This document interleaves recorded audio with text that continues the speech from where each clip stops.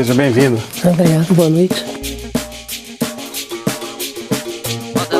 Roda gigante.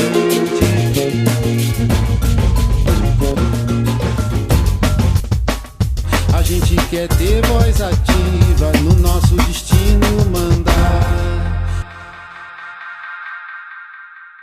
Jaqueline de Oliveira Muniz é graduada em Ciências Sociais pela Universidade Federal Fluminense, tem mestrado em Antropologia Social pela mesma universidade e doutorado em Ciência Política pelo Instituto Universitário de Pesquisas do Rio de Janeiro e o PERJ. Professora do Departamento de Segurança Pública da Faculdade de Direito da Universidade Federal Fluminense, ela integra o Grupo de Estudos Estratégicos da UFRJ e é sócia fundadora da Rede de Policiais e Sociedade Civil da América Latina.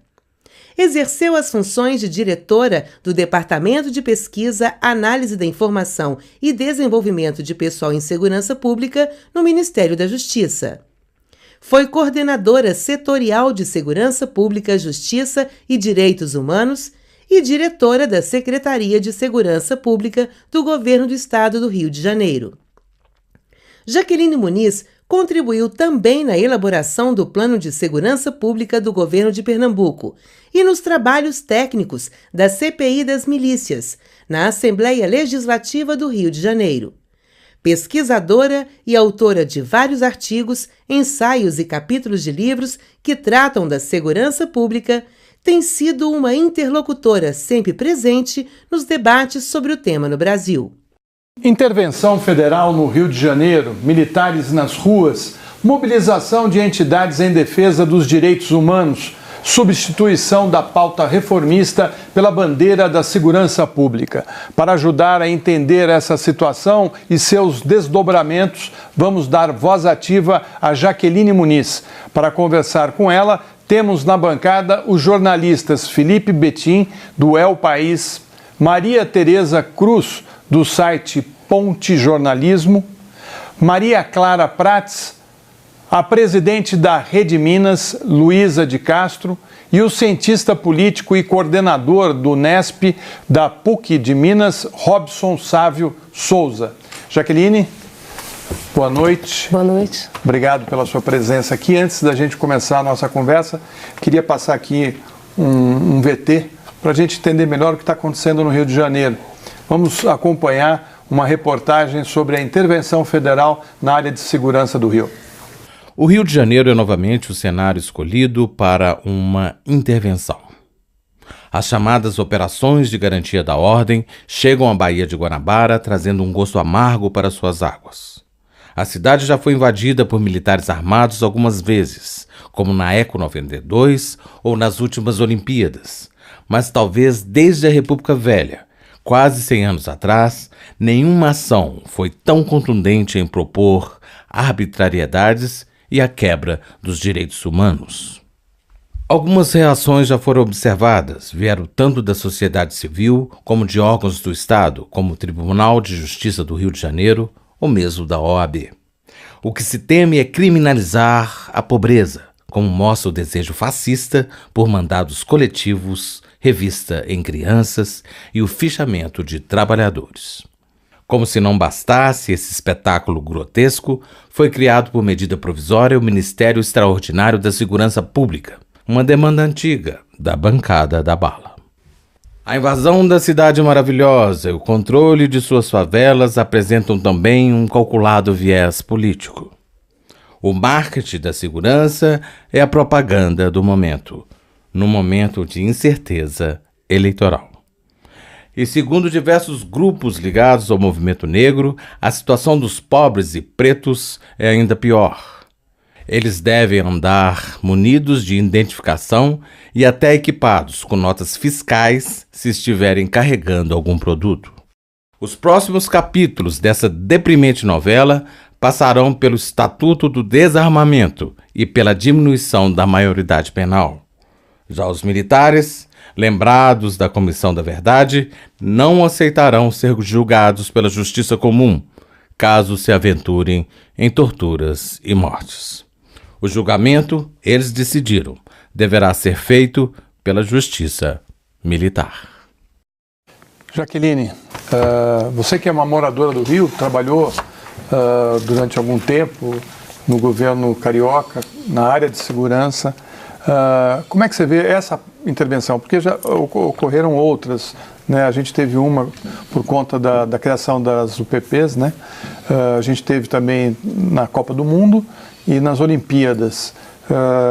Exército resolve o problema do crime organizado ou nós estamos fazendo um espetáculo para garantir eleição, voto e, como disse o ex-presidente Fernando Henrique, o governo que usa as Forças Armadas para esse tipo de ação é um governo fraco. Você concorda com ele? De certa maneira, sim. Eu diria que, como eu já tenho dito em outras oportunidades, o que a gente pode observar é que o governo do estado do Rio de Janeiro, o governador, passou o Rio de porteira fechada. Ele trocou por alguma coisa. E evidentemente que trocou, né, num jogo arriscado, porque se isso é uma cartada aparentemente inteligente, né, do governante, né, em âmbito federal, é também bastante arriscado porque os resultados não são tão fáceis assim de obter. Só se pode produzir sucesso em segurança pública com censura e silenciamento ou manipulação dos dados, né?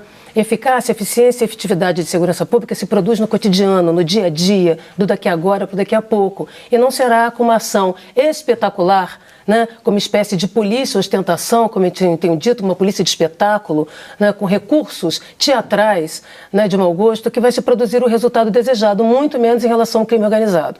Isso fica muito claro porque parece que a gente tem memória curta, mas há pouco tempo atrás nós tivemos a intervenção na Maré, a ocupação da Maré pelas Forças Armadas.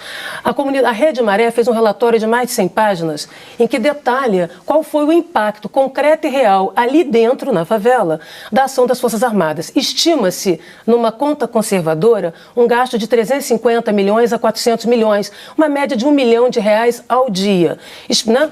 Outros dizem que chegou a quase 600 milhões. O fato é que, com 1/3 disso, era possível reestruturar a inteligência e a investigação da Polícia Civil, que está depauperada, inclusive faltando gente, para produzir um trabalho mais qualificado que permitisse uma repressão qualificada e uma ação pontual para que a gente não fique, como temos ficado, refém da síndrome do cabrito. O que é isso? Do sobe e desce morro. Né? Ou seja, hoje a polícia no Rio não tem feito policiamento, ela tem feito operações policiais. Isso significa nem produzir controle sobre a mobilidade do crime, nem sobre território, nem sobre população. É uma forma de dar satisfação, de criar um efeito visibilidade, sem produzir qualquer resultado substantivo sobre a dinâmica criminal cotidiana e sobre a criminalidade em rede, né, chamada criminalidade organizada, no Rio de Janeiro. Então nós temos aí um problema, e um problema é que agora, né, a solução é difícil de encontrar, porque depois das Forças Armadas virá o quê? Desculpa.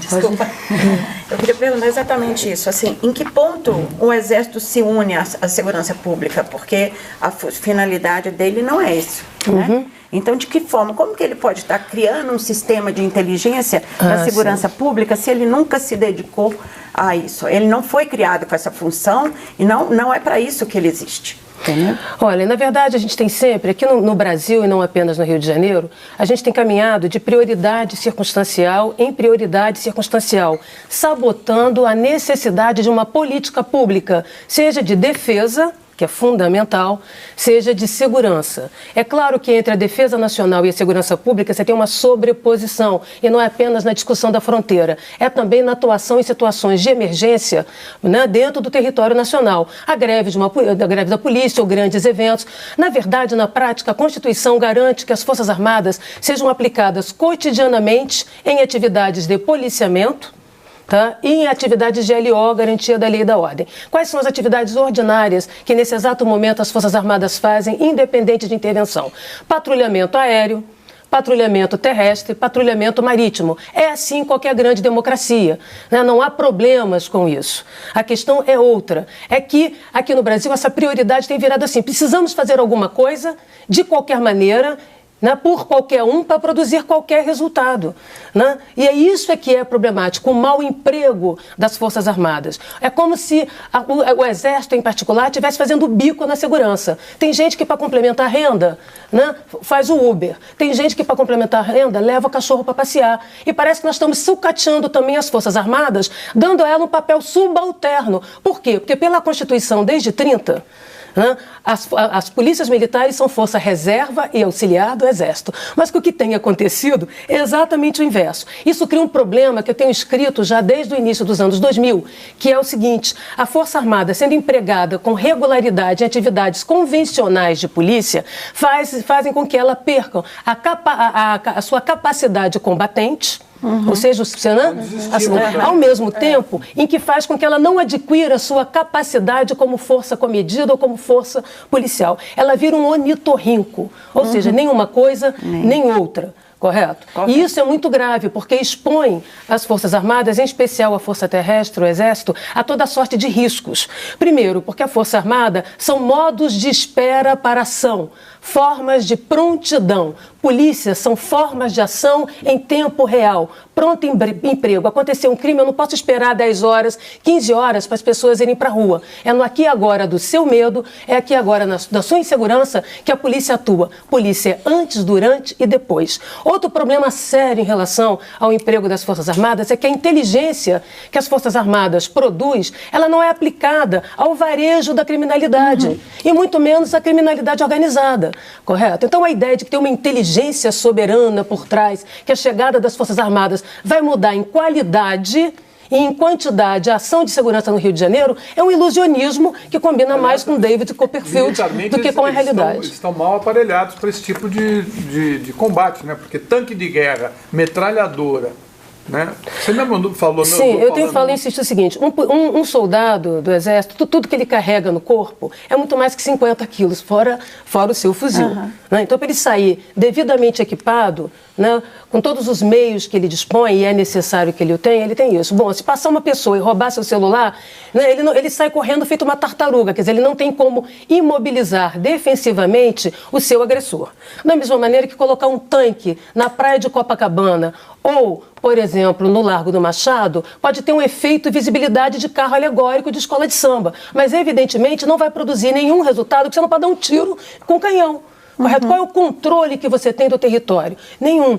De outro lado, boa parte dos equipamentos do Exército, eles não são adaptados, e não deveriam ser mesmo, não tem nada de errado nisso, para andar em ruelas, em vielas. Então, muitas das vezes, nas operações que o Rio teve ao longo de anos, desde 92, e nas últimas, né, os carros blindados para entrar acabavam passando por cima de moto de morador, de bicicleta, de carro de morador. O que a gente precisa compreender é que o que dá superioridade de meios, modos e métodos à ação repressiva qualificada se chama consentimento para o agir coercitivo.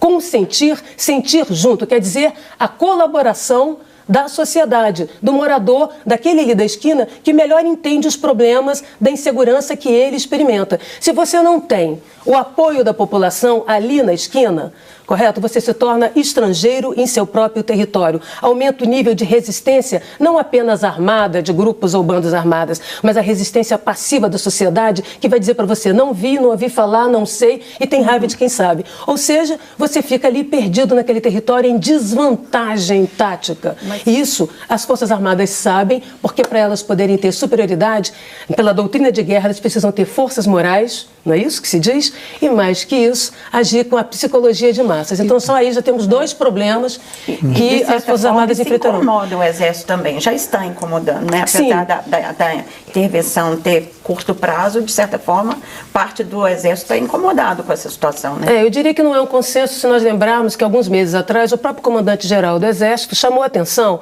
para o emprego cotidiano em GLO. É como se você pegasse uma espécie de Ivo Pitangui, um grande cirurgião, e colocasse ele para trocar band-aid, né, no pronto-socorro, correto? Nós temos que lembrar que cirurgiões cortam carne, ok?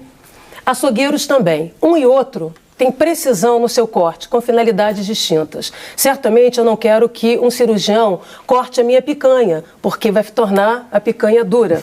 Da mesma maneira que eu não espero que um açougueiro faça uma cirurgia em mim quando eu bem precisar.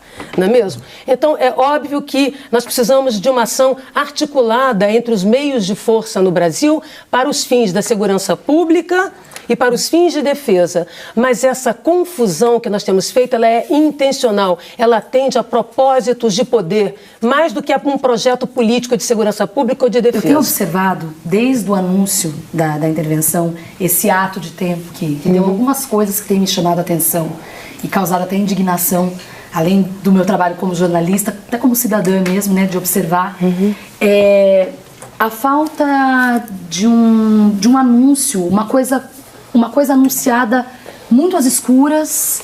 A gente ainda não sabe, né, quem está acompanhando, não sabe como isso vai acontecer. Aí eles anunciam, criam um Ministério Extraordinário de Segurança Pública, que eu também queria saber qual a sua opinião sobre isso, se havia essa necessidade, ou se é mais uma pecinha nesse jogo político. E a outra coisa que causou espécie é isso, a questão de que o Rio de Janeiro virou um laboratório do mal nos últimos anos, de todo o mal, com GLOs que eram para ser exceção e viraram regra, como você mesmo disse, e não digo desconhecimento, mas um distanciamento de quem é da Zona Sul por quem é do morro, por quem está lá no morro convivendo, né? Porque quem não achou que a intervenção era uma coisa inédita, né? Tudo bem, a intervenção tal e qual, colocando generais no executivo, talvez.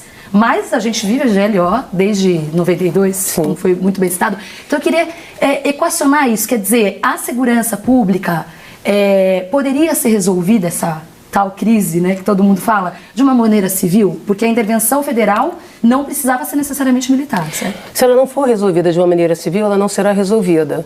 Essa é a história de 300 anos, né, que permitiu a criação das polícias, porque antes das polícias existirem, existiam as forças armadas ou os exércitos nas ruas, não é mesmo? E isso não produziu o resultado desejado. Nós temos que lembrar que se a gente quer brincar de caça-ratos, né, ou caçar criminosos ou contra-criminosos, não será colocando elefantes, porque evidentemente que os ratos vão passar pelas pernas dos elefantes ou dos leões.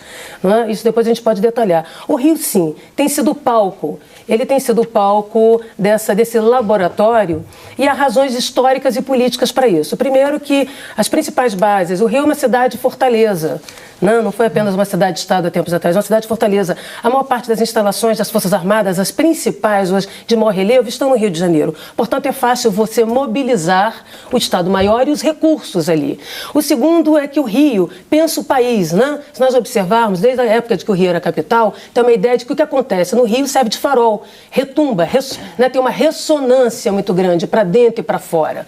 Né? Os principais meios de comunicação, né, que têm um impacto nacional também estão no Rio de Janeiro, ok? Os dramas que vivemos lá no âmbito da segurança fez também com que a sociedade civil, muito antes do Estado, constituísse capacidades e competências para lidar com a questão de forma reflexiva e propositiva. É bom lembrar que os principais centros de estudos de violência, criminalidade e segurança pública do Brasil estão no Rio de Janeiro, não apenas lá, mas sobretudo lá. Também foi o Rio de Janeiro pioneiro de boa parte das experiências de segurança pública que se estenderam para o resto do país. Aqui mesmo em Minas, muitos projetos que nasceram no Rio de Janeiro, que morreram porque foram sabotados internamente, né, pelo governo, pela máquina, não foi o crime que derrotou, foram atores internos, tá? Onde, né, porque no Rio se tem se governado com o crime, não contra ele, e que em outros estados, como por exemplo no Espírito Santo, ou mesmo aqui em Minas, tiveram sobrevida, ok? Não posso citar, por exemplo, as áreas integradas, o grupamento especial,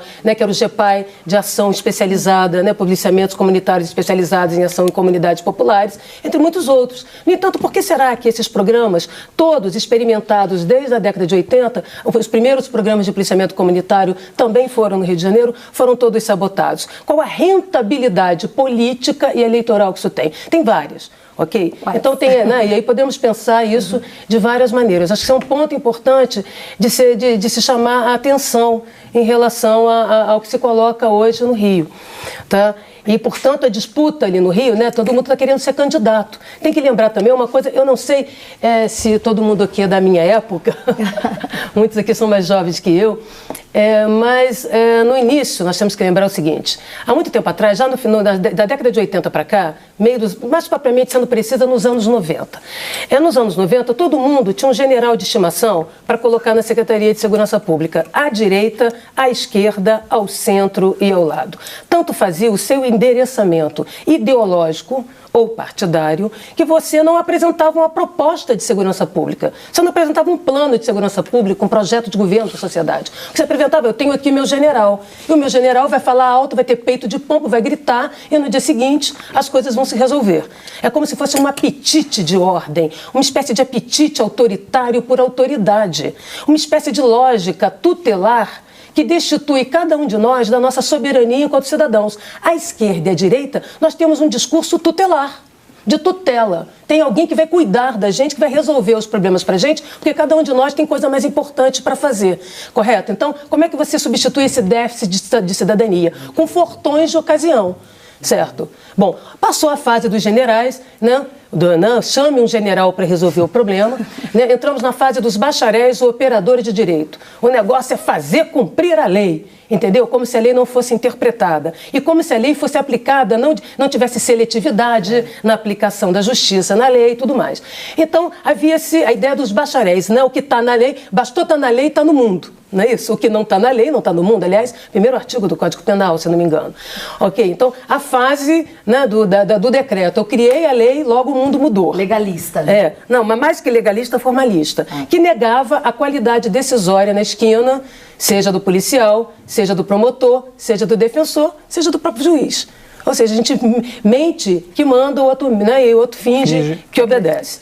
Né, depois disso, tivemos uma passagem muito rápida por civis, né?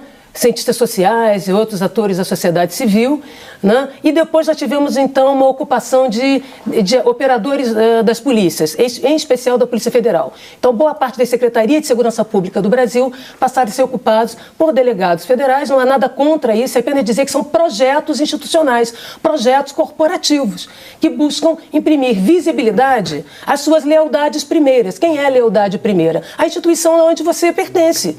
Por isso é fundamental que cargos de secretário, né, e cargos de sejam cargos civis.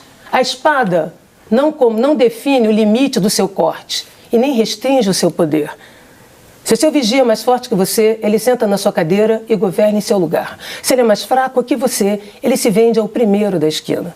Isso quer dizer que para que a gente tenha exercício do poder e estabilidade, previsibilidade no exercício do poder ou governabilidade, nós precisamos de comando civil sob os meios de força combatentes, forças armadas, ou sob os meios de força comedidos, polícia. Essa é uma história de guerra.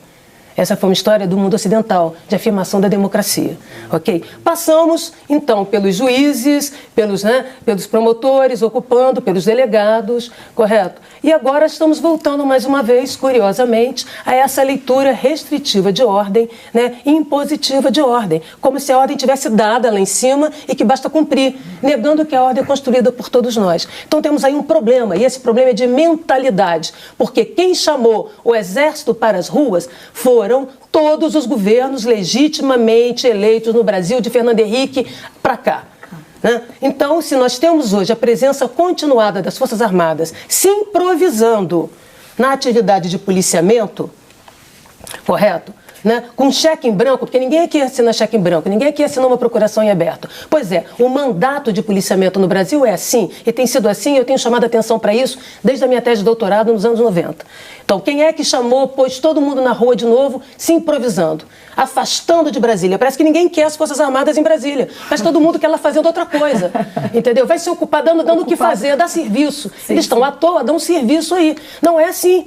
Correto? Eu quero saber cadê a política de defesa desse país, né, já que as Forças Armadas estão também sucateadas. Nem todos os brinquedos das Forças Armadas voam, se arrastam ou boiam, certo? Muitos deles precisam ser trocados. E que eu saiba, aqui no Brasil, na América Latina, parece que só a Venezuela andou atualizando a capacidade combatente de sua força, nem sei se conseguiu. Jaqueline, rapidinho lá. A Luísa? O Rio de Janeiro tenta desenhar uma política pública de segurança que seja preventiva, etc. e tal, abandona no meio do caminho, e aí acontece alguma coisa que causa, assim, de fato, essas operações policiais, essas operações, né, do Exército, que causam as intervenções dessa forma que foi colocada. E aí, o que acontece? A senhora coloca como o governador entregou o Rio de Janeiro. Mas não foi o Rio de Janeiro inteiro. É basicamente territórios específicos que são rifados dependendo de qual é o momento, né, e que são entregues, porque esses territórios que têm de fato algum interesse. E aí eu acho importante, na hora que você me fala assim, não há policiamento sem consentimento. E é claro que não, né? O mandato policial, no final de contas, é quando nós todos abrimos mão do nosso poder de violência e entregamos para alguém, nesse caso a polícia. E aí a pergunta é, quais são as visões que as próprias populações que hoje que sofrem essa intervenção, qual é a visão que elas têm disso? E até quando a gente vai rifar a população de favela para fins eleitorais? Eu acho que essa é um questionamento importante. Eu diria que nós estamos rifando, condenando não apenas as juventudes, as juventudes, em especiais as que vivem nas comunidades populares e a população como um todo, mas também as polícias. Isso. Né? Ou seja, hoje, já faz bastante tempo que um policial no Rio de Janeiro, ele ganha a carteira dele de polícia, quando ele ingressa na polícia, mas também ganha o seu atestado de óbito. Ele vira uma espécie de zumbi de policiamento, ok? Só não se sabe o dia em que ele vai morrer, mas que é literal, porque essa guerra artificial fabricada, ela tem rendimento. Cada morte é um velório, cada velório é um palanque e reforça, né? Porque maximiza o medo, explora o medo, fabrica uma crise artificial, porque diante do medo, e o medo é péssimo conselheiro, cada um de nós aqui abre mão do seu direito, das suas garantias, em favor de alguém que resolva o nosso problema no imediato, porque medo não se adia, insegurança não se adia, correto? Então, fabricar a insegurança e maximizar o medo da população faz com que todos nós venhamos a abrir mão dos nossos direitos e conquistas em favor do fortão de ocasião, né? Que possa, o musculoso da academia do momento, que possa nos defender. Qual é o problema? É que o musculoso e o fortão de hoje será o nosso tirano de amanhã. Isso. Ok? Então tem um problema aí. Essa é a primeira questão. A segunda questão da que você estava chamando a atenção é das políticas no Rio de Janeiro, não é isso? Todas as outras atuações das Forças Armadas não significou a perda da governabilidade, da capacidade de governo. Quando eu digo que o governante entregou de porteira fechada o Estado do Rio de Janeiro, e, portanto, os seus votos, que é que quando você entrega a segurança, você entregou a capacidade de governar, porque ela é a infraestrutura para que outras ações de governo se deem. Jaqueline. Okay. Outro ponto é muito razoável que, diante do medo e do temor, a população clame por um sentido, né, de autoridade, por um sentido de justiça. Né? Então, diante da precarização, né, e da desmoralização das autoridades do Rio de Janeiro, demandar o Exército, não é estar demandando o Exército para ir lá na rua fazer violação, está demandando alguma instituição que idealmente teria mais credibilidade do que as demais para garantir o ir e vir. Então nós temos que saber também ler as expectativas da população. E é óbvio que as comunidades populares, que estão bastante organizadas em rede, já criaram observatórios na intervenção e tudo mais, estão muito preocupadas com os riscos a que estão expostos. Bom, deixa eu te falar uma coisinha só.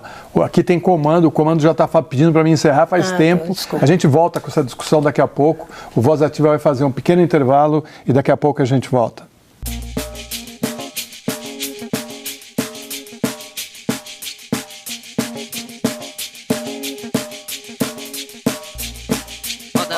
Roda gigante.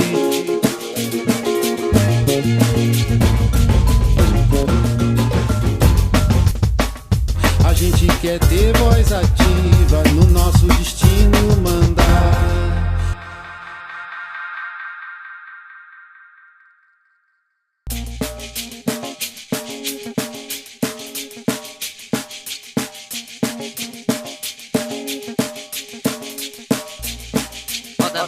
Roda gigante.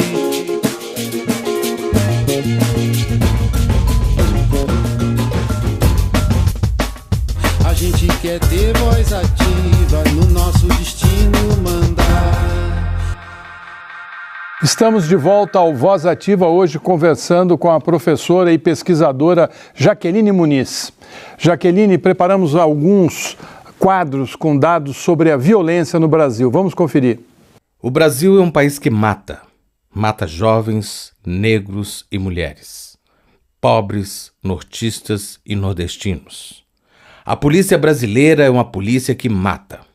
O número de ocorrências de mortes por policiais é um dos mais altos do mundo.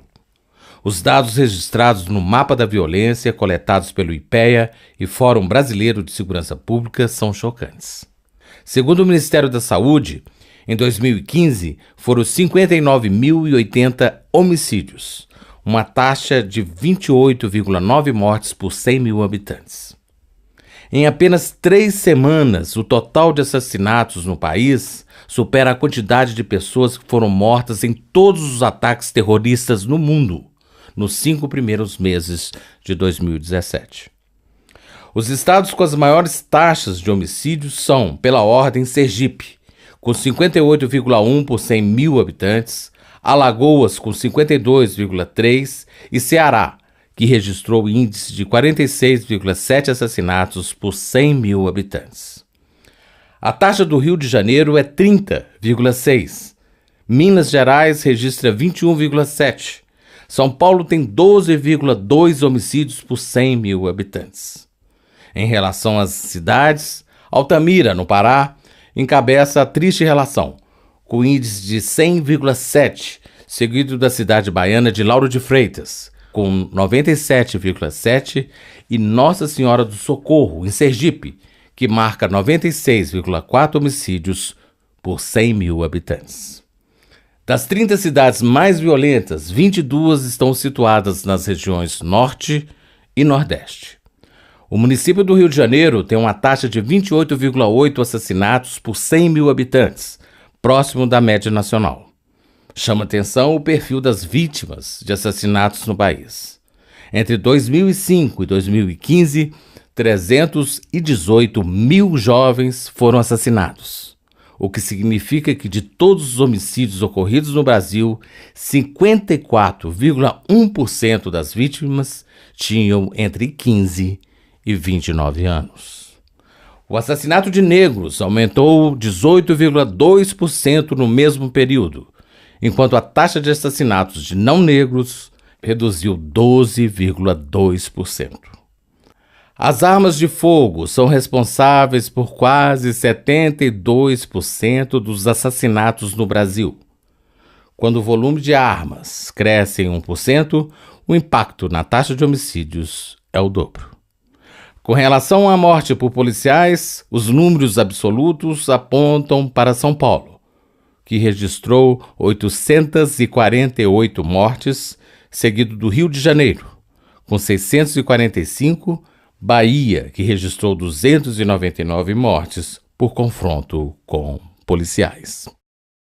Jaqueline, o que esses números revelam? O Rio de Janeiro, por exemplo, não é o estado com mais assassinatos, né, pelos números que foram apresentados. Essa ação tinha que começar mesmo pelo Rio ou você acha que tinha que começar pelo Nordeste? Bom, no Rio não se desenhou uma política e a presença das Forças Armadas seja como fazendo uma espécie de governo militar, porque tem uma diferença dessa atuação agora para as anteriores. Agora se trata de uma intervenção, portanto, né, o interventor tem capacidade de governo e em nome das razões de segurança ele pode intervir em outras pastas de governo, então não é trivial. Né? O Rio de Janeiro vive um momento crítico da insegurança, sim, a realidade tem razão e a população tem razão. Nós não podemos achar que ali na esquina, o medo que os cariocas e os fluminenses sentem ali na esquina, né, é um medo que sem sentido e sem propósito, ao contrário. Né, todos estão expostos às práticas violentas e às formas violentas de administração de conflitos. E de resto, o Brasil. Né? Os nossos números são dramáticos, são números trágicos, que eram para tirar o nosso sono, porque a impressão que dá é que nós estamos perdendo, né, a compaixão, a capacidade de sentir a dor do outro e produzir uma política, Né? De extermínio. Uma política em que todos nós podemos estar beneficiados. Aqui se troca a política por aquelas ações pirotécnicas, teatrais, que produzem efeitos midiáticos, mas que no médio e no longo prazo mantêm as taxas altas, porque quem ganha com isso? Ganham os senhores da guerra. Aqueles que dão consultoria para o crime organizado são os mesmos que, de alguma maneira, dão consultoria para dentro dos atores do governo, né? Vendendo brinquedos da insegurança, que vão desde os armamentos até outros brinquedos caros. Nós temos que lembrar que tem gente que ganha com isso, correto? Né? O Rio de Janeiro, por exemplo, você tem as milícias. Né? Da onde você acha que vem o dinheiro de caçadores de campanha? Vem do crime. Né? Em boa medida. E por quê? Porque não é preciso declarar um dinheiro criminoso, ele já é ilegal mesmo. Né? Você conhece alguém que vai dizer, olha, estou aqui fazendo campanha com dinheiro ilegal. Olha, então, evidentemente que tem rendimentos de toda sorte. Ok? É claro que começar pelo Rio tem a ver com uma estratégia política deliberada. Não é mais uma política de segurança pública, uma política de defesa, e sim um projeto de poder. Eu gostaria de chamar a atenção que governos ilegítimos e impopulares por não terem como produzir coesão em torno de seu projeto de governo, né, de seu projeto de sociedade, substituem a coesão que não tem pela coercitividade deliberada. Manter as pessoas amedrontadas, fabricar o temor, multiplicar o terror, tem rendimentos, porque afinal a segurança pública faz perder ou ganhar a eleição. Né? E o que importa é mais produzir sucessos do que resultados permanentes. Eu diria que o Brasil vive uma situação dramática e nós temos assistido a uma espécie assim, de passividade dos governos eleitos na construção de um plano que valorize a vida. Né?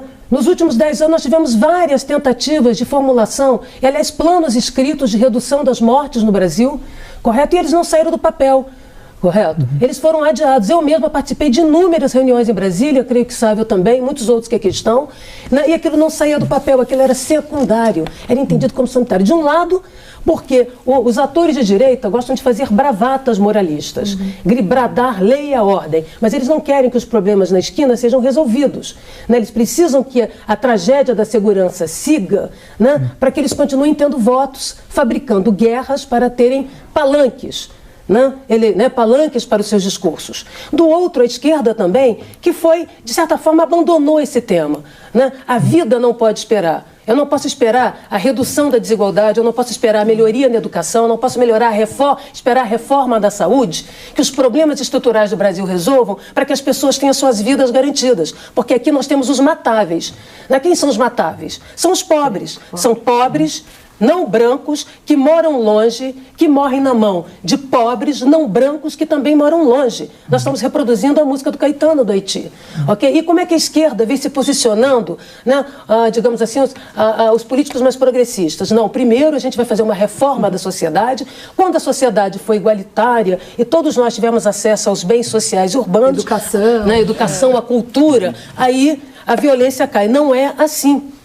Nós vamos continuar experimentando conflitos. É próprio da diversidade, da pluralidade de valores, de identidades, que experimentamos os conflitos. O que nós precisamos aprender como sociedade é administrar de forma violenta os conflitos. Porque na hora que eu eliminar o conflito, eu elimino a identidade, eu elimino a pluralidade, eu elimino a diversidade. E o que fez os discursos de esquerda? Foi um discurso abizenteísta, correto? Primeiro nós vamos melhorar o social. E a construção de presídios. Ao resolver o social, aí sim, porque tem medo de lidar com os dispositivos de controle social. Tem medo de lidar com as ferramentas de coerção que toda sociedade democrática tem. E é necessário que tenha para que todos nós, igualmente, tenhamos acesso à justiça e à segurança. E não precisamos resolver os nossos conflitos no braço.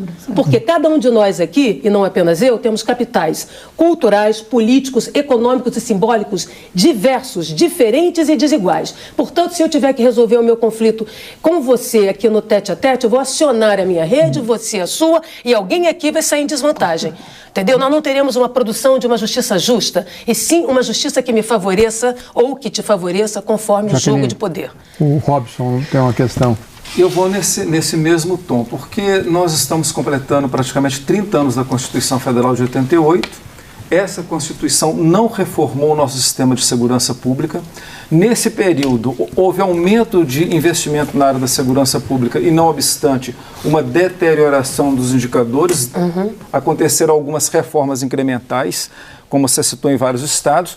Mas o problema é que o modelo ele persiste e é quase um problema civilizatório mesmo, tendo em vista os indicadores de crimes no Brasil.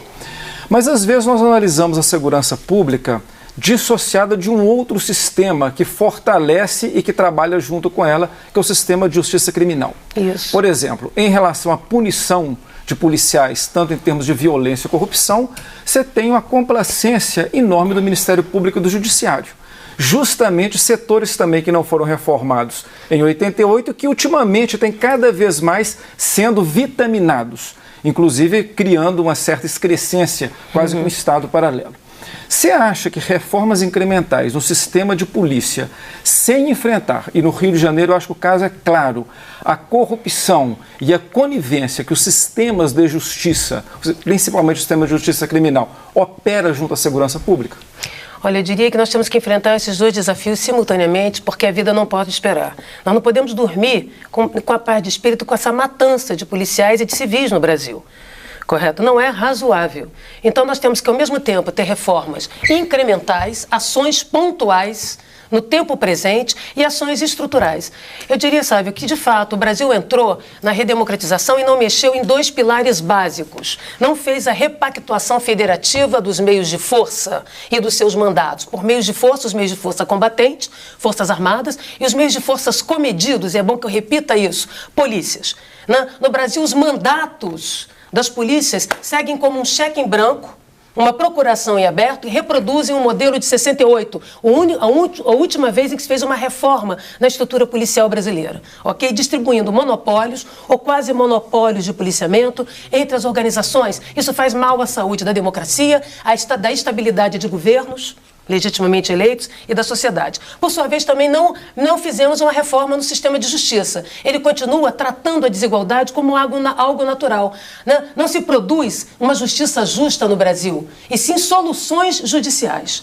Né? Temos uma caixa preta no sistema de segurança pública, que nem sistema ele é fragmentário, correto?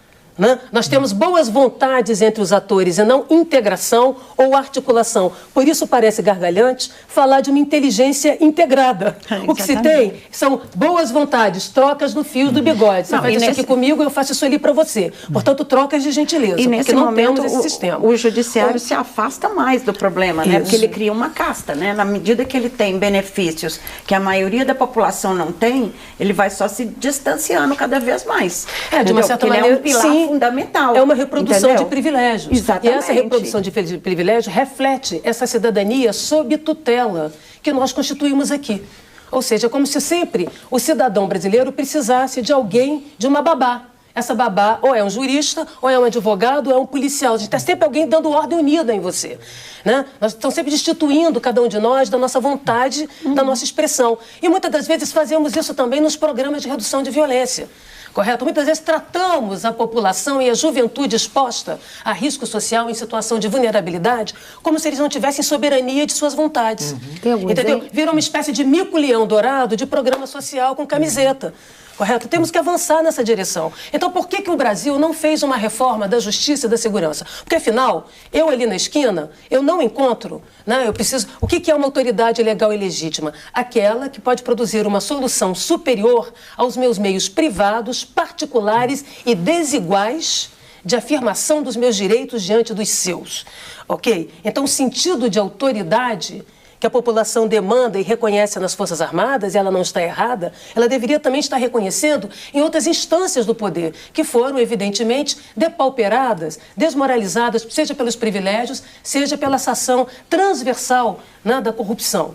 Ok? Então, a justiça, né, isso tudo não passou. Eu não encontro na esquina, né, com o governador, com o ministro. Com quem eu encontro? Com o policial. Quem pode melhor restituir o meu direito? O policial na esquina e o sistema de justiça. Se esses dois atores, se essas duas ferramentas básicas de estabilização e garantia da cidadania não são acessíveis a mim, eu não tenho por que me render. É mais rápido e mais prático fazer uso do recurso da violência ou de meios privados para resolver os meus problemas. Né? Porque o tempo todo o cidadão no Brasil sofre carteiradas, inclusive do próprio Estado e, sobretudo, do próprio Estado. Jaqueline, eu queria insistir num ponto, retomar um ponto que é o seguinte: quando a gente pensa em intervenção do federal, a gente está pensando muito em exército nas ruas, exército nas favelas, mas tem uma outra dimensão que você até já mencionou, que é existe uma intervenção administrativa também. Um general está comandando a segurança pública do Rio de Janeiro, um outro general está comandando a Secretaria de Segurança Pública, agora outro general está no Ministério da Defesa. Foi criada uma Secretaria de Segurança Pública, que a gente ainda não sabe muito bem para que vai servir. Então, eu queria que você explicasse melhor quais são as implicações disso para o futuro, não só a questão da intervenção nas ruas, mas também essa intervenção administrativa, que, como você mesmo falou, a segurança pública já esteve nas mãos de generais, já esteve nas mãos de juristas, já esteve nas mãos de sociólogos e agora voltou a estar nas mãos de generais. Que implicações isso tem no futuro? Isso tem a ver com essas ondas de agravamento do temor que se associam a um discurso populista penal, né? Correto? De uso excessivo dos recursos repressivos. E por que isso? Porque eles são visíveis. O trabalho de inteligência, por exemplo, é invisível e discreto. Você pode sair inaugurando, estou aqui com a minha bancada de inteligência, com meus analistas de inteligência. Correto? Eles estão trabalhando porque isso é um trabalho discreto. O sucesso da inteligência depende de sua discrição, de sua baixa visibilidade. O trabalho de investigação também, que se subsidia, né, da gestão do conhecimento da informação, produzido tanto pelo trabalho de inteligência quanto pelos analistas que mantêm as bases de dados atualizadas, ok? Para que se possa planejar de forma qualificada, para que as operações de polícia tenham foco, tenham meta e possam produzir saldos satisfatórios, ok? Mas não é isso que se assiste, tá? Então nós temos vários efeitos possíveis de um governo militar. Porque, primeiro, que por razões de segurança, você, como eu já disse antes, você pode invadir ou tomar para si outras áreas governamentais. Esse é o primeiro ponto. Segundo, né, em termos de segurança pública, pouco vai se produzir. Eu queria chamar a atenção que se pode fabricar sucessos. E esses sucessos se fabricam manipulando números, manipulando dados. Mas produzir resultados substantivos na segurança, sinto muito. Né? Ele é produzido no cotidiano, diariamente, num trabalho de formiguinha, né? Com atividades básicas de policiamento integradas, né, com a sociedade. Sem isso, o que nós vamos ter é essa sucessão de espetáculos de polícia barulhenta, polícia ostentação. E mais, o Exército tanto sabe disso, as Forças Armadas tanto sabem disso, que elas não querem ir para a linha de ponta. Ok? Eles querem ficar na dimensão da coordenação, portanto, na capacidade de planejamento e de gestão. Correto? Que, aliás, eles sabem fazer bem, porque como eles vivem em tempos de espera para a guerra, eles planejam mais do que executam. Né? E na ponta da linha vai seguir sendo a polícia de bucha de canhão. Professora, eu queria pegar num pedacinho que você falou, você mencionou rapidinho que a questão da segurança pública, você atua com atores que, na verdade, eles não têm um comprometimento institucional a respeito da causa. Eles, basicamente, têm que negociar para estar ali. Isso é muito resultado da própria arquitetura institucional da segurança pública que a gente tem, né? Assim, a divisão que não colocou constitucionalmente a todos os entes federados uma distribuição de competências, e nem mesmo na hora que a gente pensa dentro do próprio ente, na hora que a gente pensa nos atores, a Polícia Civil, a Polícia Militar, o Tribunal de Justiça, que acaba que não se entende, né? O Judiciário não se entende como um ator da segurança pública, ele se entende como um ator de várias coisas do Estado, mas não diretamente da segurança pública. E eu queria te perguntar qual que é a sua visão de por que até hoje a gente não conseguiu desenhar esse pacto federativo? Porque se você não tem uma estrutura capaz de fazê-las ultrapassar o imediato do seu sucesso, o imediato de sua boa prática, elas vão ficar confinadas à vontade política do A, do B e do C, daqueles que naquele momento estão em posição de mando. E é isso que gera descontinuidade. Seja porque aqui, por exemplo, em Minas, eu tive a oportunidade durante 15 anos de estar aqui, seja dando aula na UFMG, na pós-graduação, né, de segurança pública daqui, seja acompanhando os projetos e a implementação desses projetos na Secretaria de Defesa Social. E assim como em outros estados. Eu acho que o Brasil, nós temos um bolsão de experiências promissoras, bem-sucedidas, e que elas são confinadas ao lugar de experimento. Acontece que na segurança pública não se pode experimentar. Algumas mais publicitárias, outras menos. Só que na segurança pública, como na saúde pública, não se pode brincar de fazer experimentos ou curvas de aprendizagem, como disse o ministro da Defesa. Porque o resultado é a vida, é a garantia da vida e da liberdade das pessoas. Se as pessoas morreram no experimento, a gente só encontra com elas depois num centro espírita. Então é preciso voltar ao ponto. A gente tem um fato diferente da segurança, porque na saúde, de fato, você tem um pacto federativo. Todos é isso que eu queria falar, chamar atenção. Eles sabem que eles fazem parte disso. Nós todos aqui comemoramos a Constituição de 88. É fato que ela avançou muito. No entanto, ela foi cotó, perneta, e bastante modesta no que diz respeito à segurança pública. Eu recomendo que todos leiam os anais, quando puderem, da construção da parte da segurança pública, para ver como ali se reproduziu monopólios e quase monopólios, os lobbies, de tal maneira que se manteve a estrutura, né, que foi mudada, né, que foi consolidada em 68, né, em plenos anos de chumbo, e se adiou o Pacto Federativo. Qual é o nosso problema aqui? A saúde desenhou um Pacto Federativo, nós temos um Pacto Federativo na educação e não temos naquilo que é o principal poder que a sociedade delega ao Estado. É o poder de dobrar a nossa vontade. Eu autorizo que você me policie segundo as regras do jogo que eu, sociedade, construí. Ok? Esse poder é o poder de polícia, não do policial. Este poder de polícia é o poder administrativo de controle social, que é da sociedade.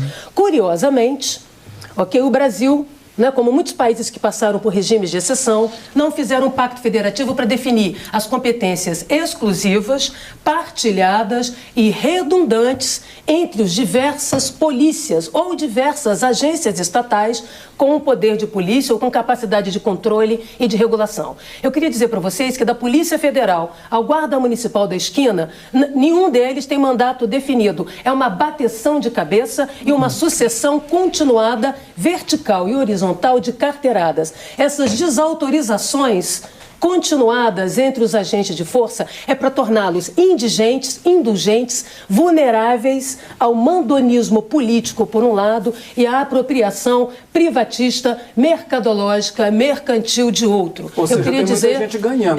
Eu queria dizer que polícia, existem duas coisas básicas para que ela funcione como ferramenta democrática, porque ela foi inventada em democracias, ok? A primeira é você blindar ela dos apetites políticos partidários. E dois, blindar, né, dos poderosos, para que a polícia não seja forte para fracas e fraca para fortes, ok? Essas duas coisas não aconteceram e é intencional que seja assim. Alguém sabe onde começa e termina o poder da polícia do Senado? Só descobriram que existiam quando ela bateu em meia dúzia de manifestantes, ok? Alguém sabe onde começa e termina o poder de uma guarda florestal? Onde começa e termina o poder da Polícia Federal? Como se dá o exercício ali na esquina do poder de polícia? Vocês sabiam que o poder de polícia no Brasil está definido no Código Tributário e é da década de 60? E ali diz que o Estado pode tudo contra você? E mais, que é neste momento, né, de agravamento fabricado do temor coletivo no Brasil, que se tem destruído aquilo que serve de garantia, de respaldo, para o avanço do poder coercitivo do Estado, que são os direitos civis e os direitos sociais. O que nós temos feito aqui? Temos destituído os direitos civis, que são conquistas recentes no Brasil, tornando todos nós vulneráveis. Isto é muito grave. Correto? Isso se expressa, por isso o medo, né, e o risco a que estão expostos as populações, né, nas comunidades populares no Rio de Janeiro. Vamos ter que fazer mais um intervalo. Desculpa. E o Voz Ativa volta já já.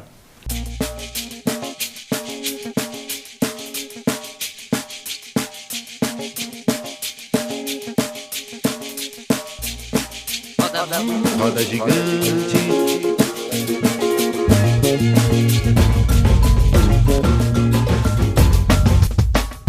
A gente quer ter voz ativa no nosso destino mandar.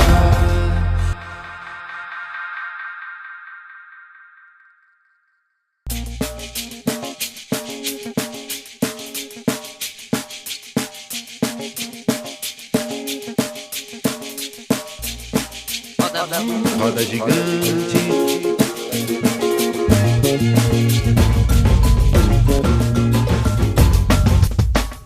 A gente quer ter voz ativa no nosso destino mandar.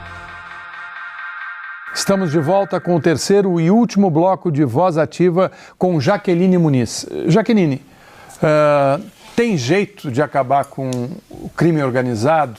Você acha que a legalização das drogas, como é defendido hoje por alguns especialistas e pesquisadores, seria um caminho?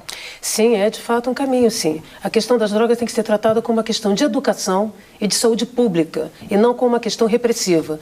Até aqueles que foram promotores e inventores da guerra contra o crime, né, que são os americanos, já atestaram para si mesmos, né, os governos americanos, que a política de drogas que eles implementaram e venderam para a América Latina, por exemplo, é um fracasso, seja dentro do território americano, seja aqui entre nós, por razões básicas, né, que todos nós já conhecemos. Então é preciso que a gente enfrente isso sem moralismos, correto? O que vai resolver o problema do consumo, do uso ou do abuso de drogas são redes de apoio, de proteção e de redução de danos. Eu tenho que lembrar que a ação repressiva, por mais qualificada que ela seja, ela altera oportunidades com que os sujeitos possam ter acesso à droga, mas não altera a vontade do seu consumo ou do seu uso, de forma abusiva, recreativa ou não. Portanto, polícia, em lugar nenhum do mundo, altera a consciência ou vontade ou a escolha de nenhum cidadão. Ela altera a oportunidade de você exercer a sua escolha. Portanto, quem pode mudar a consciência dos sujeitos em relação às suas práticas e hábitos são suas redes sociais. É a convivencialidade. Nada tendo que ver, portanto, com a ação repressiva. É importante que a gente enfrente isso, porque hoje, primeiro que as polícias não combatem o tráfico de drogas. Elas ficam ali no varejo, entendeu? Também sendo buchas de canhão, também sendo marionetes e ventrílocas de um discurso que não é o delas, porque elas sabem que vão morrer na praia, vão produzir mais do mesmo, e com risco de suas próprias vidas. Como eu disse, só tem servido para matar policiais e matar cidadãos. E isso gera velórios, como eu disse antes, velórios esses que servem de palanque eleitorais para aqueles que querem vender que é possível extirpar o pecado da humanidade ou encontrar o Santo Graal. Portanto, a gente tem que ter clareza de que é preciso enfrentar isso com seriedade, correto? Se nós queremos cuidar de alguém que é dependente químico, será através da saúde pública, da educação, das redes de apoio religiosas, o que quer que seja, portanto, dos mecanismos societais, e não de alguém gritando grosso e impedindo você de fazer. Tá certo, Felipe. Jaqueline, o último grande plano no Rio, na segurança pública, foi o das unidades de polícia pacificadoras, as UPPs. No ano passado, segundo os dados da Secretaria de Segurança, a taxa de homicídios voltou ao patamar de 40 mortes por 100 mil habitantes, mais ou menos. Sim. Mas na época das UPPs, no auge das UPPs, em 2012, chegou a 28 mortes por 100 mil habitantes. Eu queria saber o que foram os UPPs, o que é que deu certo e por que fracassou. E emendando essa questão da legalização das drogas, a curto prazo me parece que seja viável. Então, o que é que pode ser feito a curto prazo para melhorar a questão da segurança pública? Tendo visto que, enfim, legalização no horizonte não está... A primeira coisa é que nós temos duas manias que tem a ver com uma espécie assim, não sei se é de baixa estima latina, ou se é de uma lógica, também de uma megalomaníaca latina. A gente sempre acha que o que acontece no quintal do vizinho é mais bonito, mais verde do que o nosso. Então, a gente vai sempre importar muitas experiências acreditando que elas podem ser trazidas como um pacote, como um terno de defunto. E por que terno de defunto? Porque o defunto está morto, ele não vai reclamar do terno que veste. Teve um período que todo mundo ia para Miami para procurar saber o que acontecia em Miami e Nova York. Então, pareciam sacoleiros da segurança pública. Horas vão também para a Colômbia. Por quê? Porque de novo, a ideia de encurtar processos. Segurança pública não é o resultado em si que importa. Para chegar a esse resultado, tem um processo. E é esse processo que é um arroz com feijão. Sinto muito decepcionar aos consultores, representantes comerciais que ganham dinheiro com a insegurança pública. O que funciona é o cotidiano da segurança pública, a articulação de 5 modalidades de aplicação de policiamentos, correto? Para começar, a pronta resposta. Emergência, número 1. Emergência. Toda vez que você ligar para a polícia, não pode ser a polícia do depois que aconteceu. A polícia em Londres chega em qualquer ocorrência em menos de 5 minutos. Isso aumenta a credibilidade da polícia, a capacidade de pronta resposta e de resolução de crimes e de violência no tempo real do medo do cidadão, para que ele siga chamando a polícia e reconheça a polícia como uma resposta superior em meios e métodos às suas práticas desiguais, excludentes e discriminatórias, porque são particulares, correto? E, portanto, não são comuns a todos. Então, esse é o primeiro ponto. Segundo, então, primeiro, atuação na emergência, depois patrulha. Esse patrulhamento tem que estar orientado por diagnósticos, porque o sucesso da polícia altera a realidade, o insucesso também. Por isso, o planejamento de polícia não é um planejamento estático de longo prazo, como normalmente é feito pelas Forças Armadas. É um planejamento do daqui a agora para o daqui a pouco. Se planeja e se tem gestão, porque os recursos são escassos em polícia. Não existe estoque de polícia, porque a gente quer a polícia na tristeza e na alegria. A gente quer a polícia a todo momento.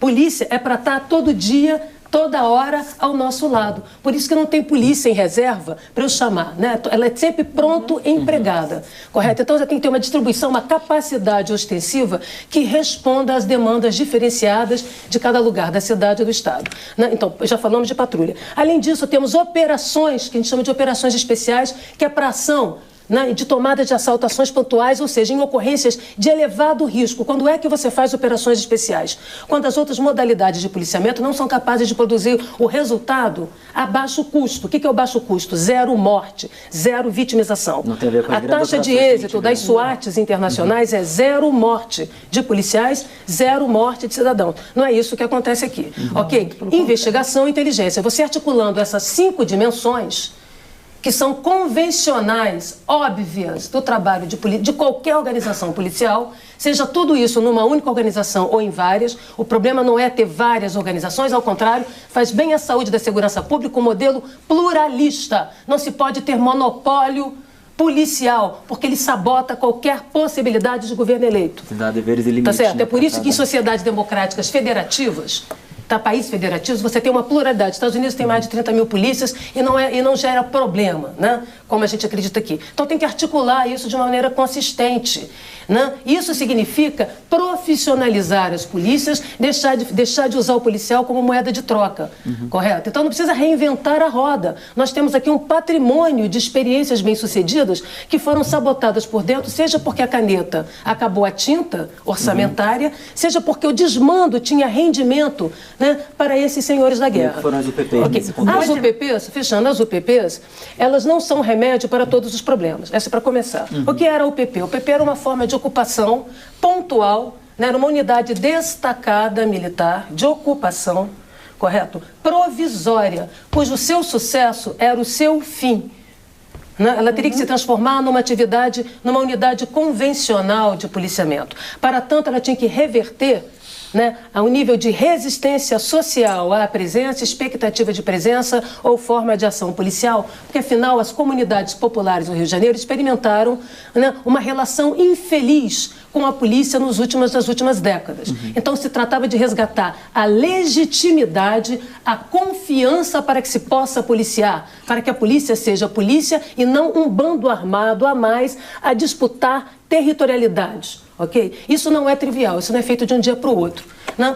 A criação das UPPs, elas consumiram quase 30% dos recursos da Polícia Militar, para começar. Nós tivemos um aumento de quase 8 mil policiais, né? Crescimento de efetivo, foi o maior crescimento de efetivo no país. A Polícia Militar saiu de 38, 39 mil policiais para quase 45 mil, correto? Enquanto todas as outras polícias do mundo reduziram seus efetivos e economizaram na atividade meio para maximizar a atividade fim, nós aqui ampliamos o efetivo e produzimos o milagre de ampliar a quantidade de policiais e fazer desaparecer o policiamento nas ruas. E por quê? Porque como foi se criando UPPs, quer dizer, foi se aparelhando o projeto para fins políticos eleitoreiros, todo mundo virou pai da UPP, mãe da UPP, né? As pessoas propunham em campanha presidenciais, à direita ou à esquerda, o PP para o mundo.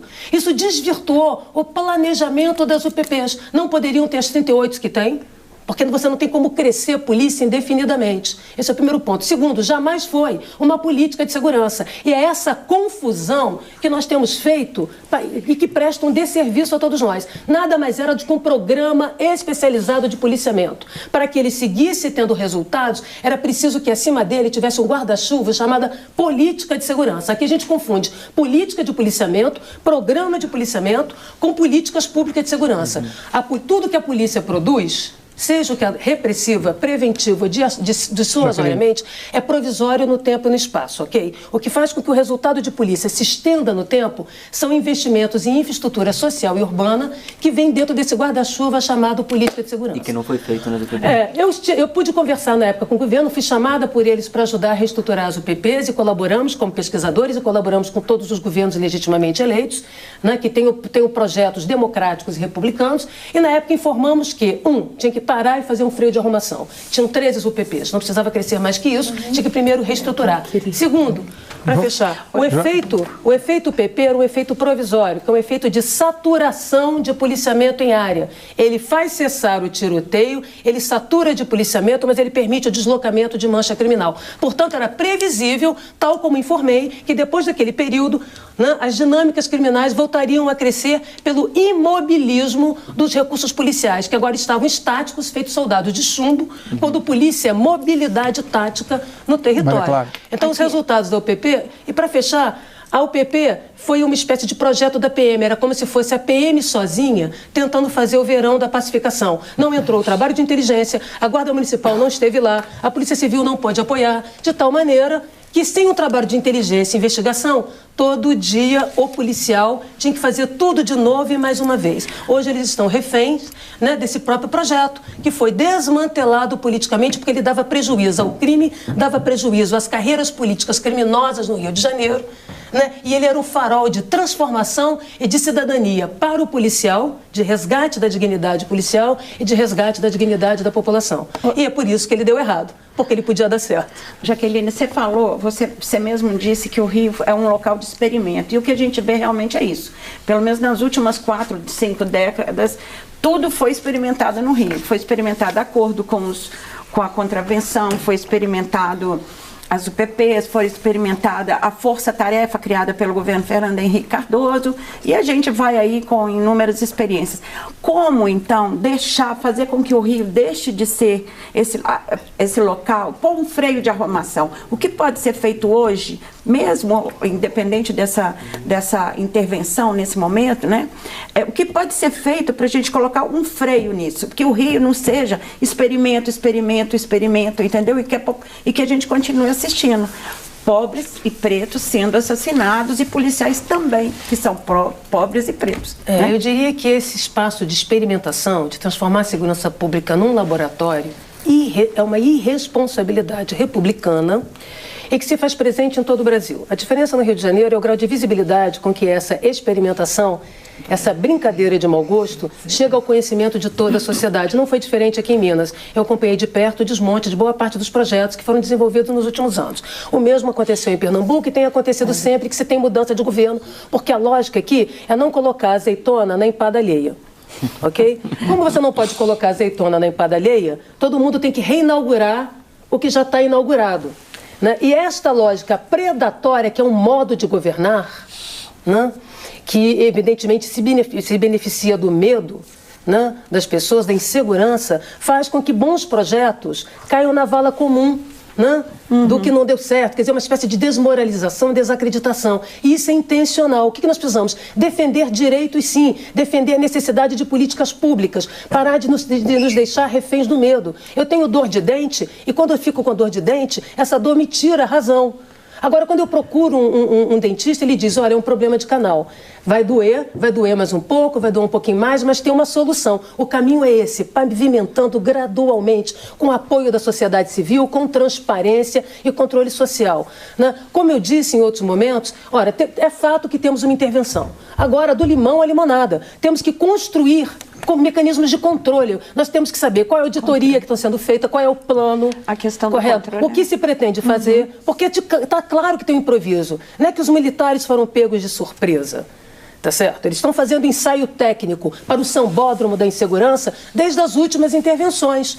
O que está em jogo é que ninguém sabe o que fazer, porque também não tem dinheiro.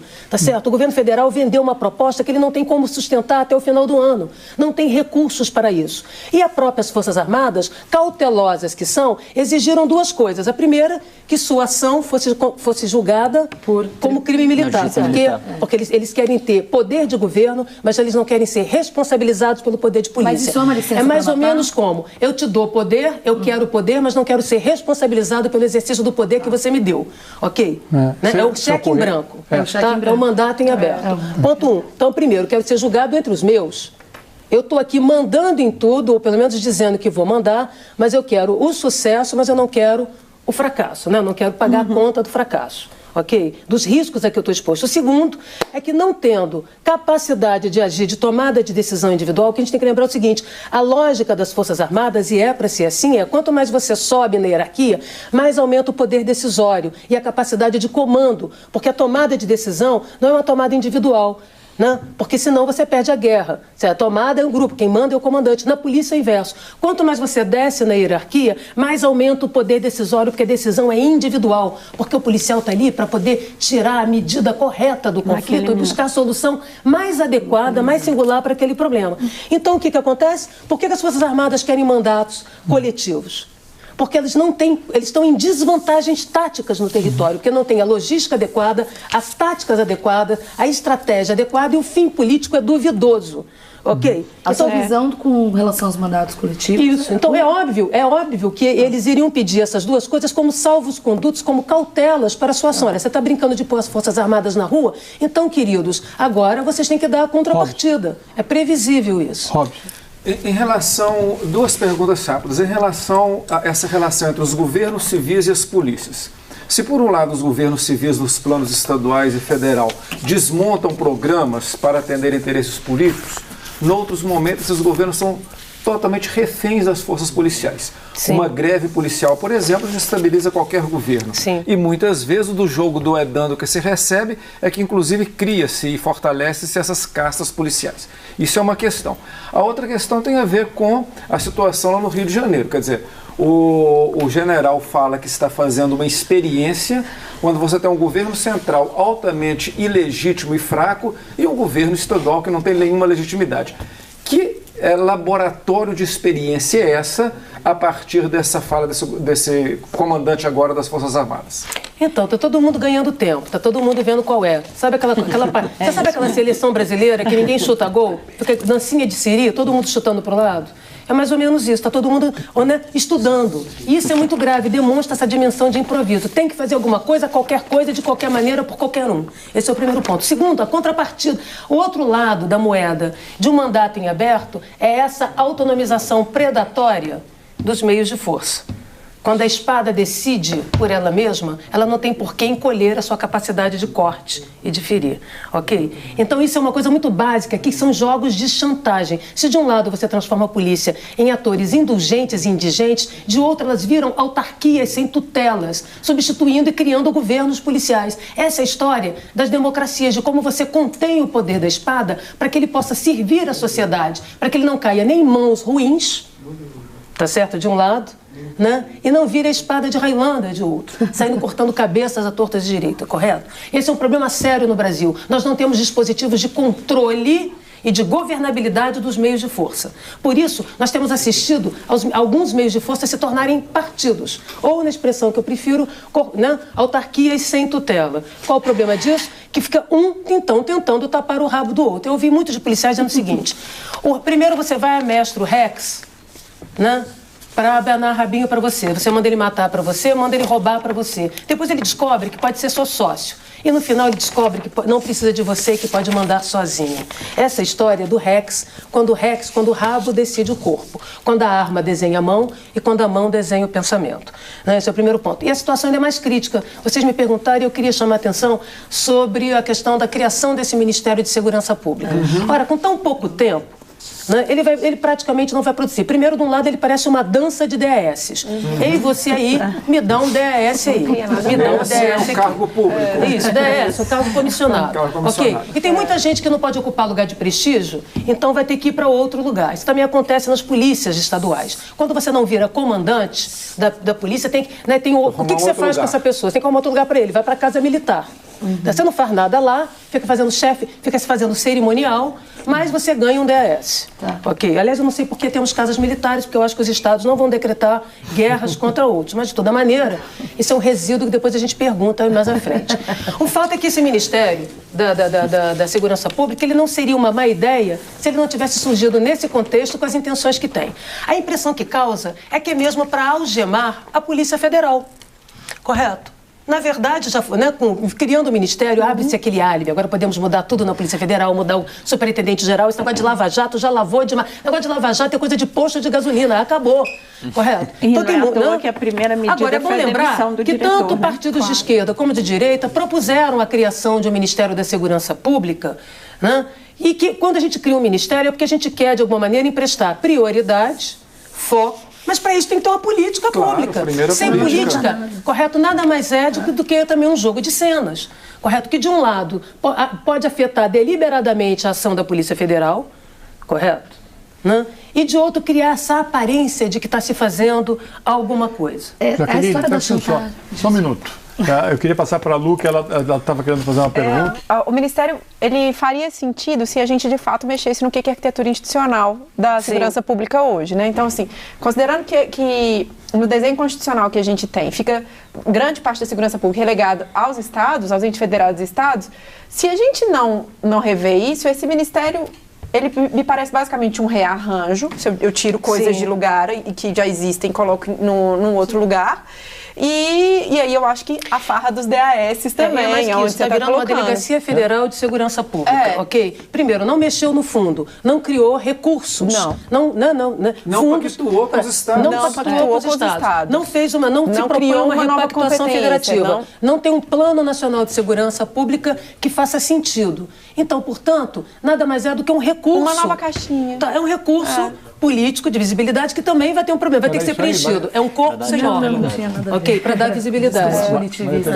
Tem um detalhe. O sistema prisional, o sistema o DPEM, então está vindo, se não me engano, está vindo para dentro do Ministério da Segurança Pública, o que aponta para a espetacularidade repressiva. Perceba que não há problema nenhum em reprimir. Ok? O ciclo virtuoso do trabalho de segurança pública envolve, sim, prevenção, dissuasão e repressão. Okay? Agora, uma repressão que seja qualificada, uma repressão que produza resultados para além do imediato, para além do espetáculo de mau gosto. E que vá para além do discurso punitivista. E que vai mais além que isso. Porque a gente está superlotando os presídios, e aí eu queria pegar a palavra que você disse na resposta dele, que é a chantagem dos acordos, que também a gente teve em 2006 o governador do estado de São Paulo negociando com o crime organizado, por causa da superlotação dos presídios. Porque acaba virando também, os presídios acabam também virando um local, como o próprio Jungmann falou agora, quando ele foi empossado, de home office do crime organizado, como se a gente já não soubesse disso. Gente, a economia criminosa, ela tem várias... Primeiro, é uma economia, ok? Informal, criminosa, nem toda economia informal é criminosa, e tem uma economia que, sendo ilegal, criminosa, também se beneficia, é sujeita às práticas informais, ok? Né? Os moradores das comunidades populares são pobres, mas a favela é rica porque ela é tributada 10 vezes. Ela paga o imposto formal e ela paga o imposto informal aos governos criminosos, autônomos. Ok? Gato, tá certo? A banda larga, o gato net, tudo isso, todos os serviços essenciais são terceirizados para o crime. Todo mundo ganha com isso. Quanto custa a banda larga na Rocinha, no Rio de Janeiro? Quanto custa, correto, a internet, né? Ou a TV a cabo? Né? Então não é só as drogas, né? Porque quando você está com a droga, você está governando e cobrando impostos sobre isso. É preciso dar prejuízo a essa economia criminosa e será com discrição. Tá certo? Não será com espetacularidade, com consórcios criminosos. Em Chicago e Nova York, há tempos atrás, se dizia que se governava com crime, não muito diferente do que acontece hoje, não apenas no Rio de Janeiro, como em outros lugares do Brasil. Aqui não é mais servir e proteger, mas sim servir e coletar. Porque ninguém melhor do que os atores estatais para coletarem impostos informais e gerarem consórcios criminosos, ok? E isso tem que ficar muito claro para a população, porque todo mundo demanda, a pessoa vai acabar com a corrupção. Eu gostaria de dizer o seguinte, a corrupção, duas coisas para acabar com a corrupção não tem a ver com mando forte. E não tem a ver com cadeia de comando e controle centralizada. Tem a ver com reconhecer e monitorar algumas coisas básicas. Primeiro, a capacidade decisória de tomar de decisão na esquina. Segundo, a liberdade decisória, né, que as agências de controle social, as polícias têm para poderem resolver os problemas na emergência, no aqui e agora, do desespero, do medo, do risco do cidadão. Essas duas coisas a gente não controla. A autonomização dos meios de força e a discricionariedade né? O juiz finge que cumpre a lei e oculta a sua discricionariedade, portanto, a sua tomada de decisão. O promotor faz o mesmo e o policial mesmo. Esse sistema, como chama o professor Cândido de Lima, esse sistema inquisitorial, oculta o processo decisório e visibiliza o resultado. Só que em segurança, o mais importante é como o resultado foi produzido, porque senão a pessoa vai dizer assim, estou prevenindo o crime, professora. E eu digo como? Debelando o vetor. Agindo preventivamente, matando os vetores, assim como se mata o mosquito da dengue. Então, o prevenir sem definição clara de uma política pode ser violação de direitos. Claro. Correto? Então, olha bem como é importante que a gente compreenda que esse discurso punitivista, ele apenas atende a catarse. Professora. E mais, só para isso, quando a gente não tem a certeza da rendição, quando depois da rendição venha o esculacho e a corrupção, eu não tenho por que me render, eu levo você comigo. Portanto, quem administra a morte e ensina a violência é o Estado. Até para ter uma repressão boa, qualificada, inteligente, a gente precisa mudar o método e a mentalidade. A gente tem que fazer outro programa porque tem muito assunto para falar. Certamente. Infelizmente, nosso tempo acabou. Eu queria agradecer a sua presença aqui. Nós chegamos ao fim do nosso programa de hoje. O Voz Ativa é uma produção da Rede Minas e Rádio Inconfidência em parceria com o El País Brasil. Agradeço a Jaqueline Muniz, aos nossos convidados da bancada e aos que nos acompanharam pela TV, rádio e internet. Voltamos na semana que vem com Voz Ativa, um programa republicano e democrático.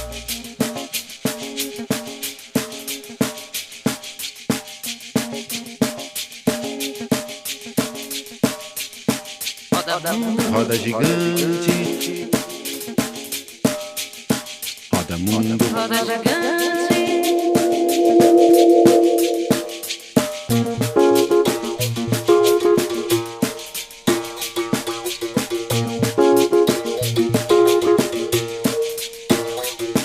Roda gigante.